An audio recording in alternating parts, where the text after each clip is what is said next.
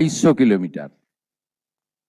বাকি 4টে রাজ্যে ওখানকার রাজ্য সরকার বিএসএফ এর চাহিদা মতো পূর্ণাঙ্গ জমি হস্তান্তর করেছে।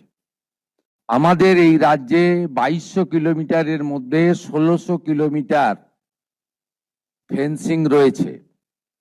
অ্যাপ্রক্স 600 কিলোমিটার ফেন্সিং এর জন্য আমাদের সীমান্তে যে কাঁটা তার সম্পূর্ণ করতে আমরা পারিনি। এর মধ্যে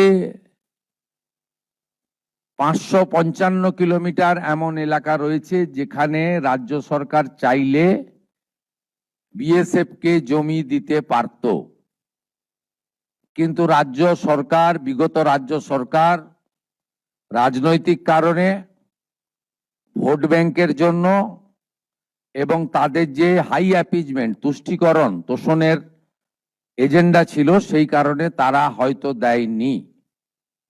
মাননীয় স্বরাষ্ট্রমন্ত্রী 2016 রাজনাথ সিংজি পার্সোনাল ডিও লিখেছিলেন, দিদেন চিফ মিনিস্টারকে।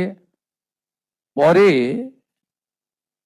আমাদের পূর্বাঞ্চলের যে কোঅর্ডিনেশন মিটিং এই নবান্নতে হয়েছিল, যেখানে কেন্দ্রের বর্তমান স্বরাষ্ট্র এবং সমবায় মন্ত্রী অমিত শাহজি নিজে উপস্থিত থেকে তদানীন্তন মাননীয় মুখ্যমন্ত্রীকে পার্সোনাল অনুরোধ করেছিলেন।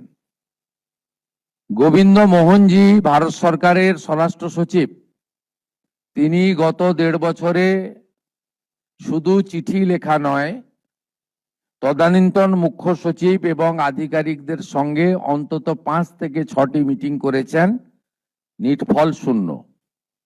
আমরা বর্তমান সরকার আসার পরে দ্রুততার সঙ্গে এই ল্যান্ড হ্যান্ডওভারের প্রক্রিয়া শুরু করতে চলেছি। আজকে এর সূচনা লগ্নে আমরা 18+9 27 কিলোমিটার এলাকাকে সুরক্ষিত করার প্রয়োজনীয় জমি, সরকারি এবং আমাদের প্রাইভেট ল্যান্ড যা পারচেজ আমরা করছি, এবং তার সম্পূর্ণ অর্থ বিএসএফ আমাদের দিচ্ছেন, ভারত সরকার আমাদের দিচ্ছেন, আমরা সেটা সূচনা করলাম। আমি বিশ্বাস করি পশ্চিমবাংলার দেশপ্রেমিক জনগণ এবং আমাদের অত্যন্ত দক্ষ আধিকারিকরা, তারা আগামী কিছুদিনের মধ্যেই যতটা জমি আমাদের দেওয়ার দরকার বা আমরা দিতে পারবো, যেখানে যেখানে সীমান্ত সুরক্ষার প্রশ্নে কাঁটাতার দেওয়া সম্ভব, মানে ঢাক পিটিয়ে বলার মতন কিছু নয়, এমনই কাজকর্ম হবে যেটা মানুষ দেহ মন দিয়ে স্পর্শ করতে পারবেন, মানুষের মধ্যে যেটা গিয়ে পৌঁছবে, মানুষ যেটা বুঝতে পারবেন যে আমাদের কিছু হচ্ছে, আমাদের জন্য চেষ্টা চলছে এবং চেষ্টা ফলপ্রসূ হয়েছে। কথা বলে লাভ নেই। আমাদের সরকার, যে সরকার এখন এই মুহূর্তে রাজ্য সরকার, পশ্চিমবঙ্গ রাজ্য সরকার, সেটা কথা কম কাজ বেশি নীতিতেই বিশ্বাস করছে। একের পর এক যে কটা সিদ্ধান্ত নেওয়া হয়েছে তাতে রাজ্যের মানুষ খুশি, রাজ্যের মানুষ বিশেষভাবে তারা আশান্বিত, এবং আমরাও তার জন্য দল হিসেবে সরকারকে আমাদের যা অভিনন্দন জানানো। সিদ্ধান্ত আপনাদের কাছে আগেও বলা হয়েছে, এখনো বলছি, আগামী 3 মাস কোনো রকম জয়েনিং হবে না। আমাদের পার্টিতে কোনো রকম যোগদান হচ্ছে না, স্থগিত আছে।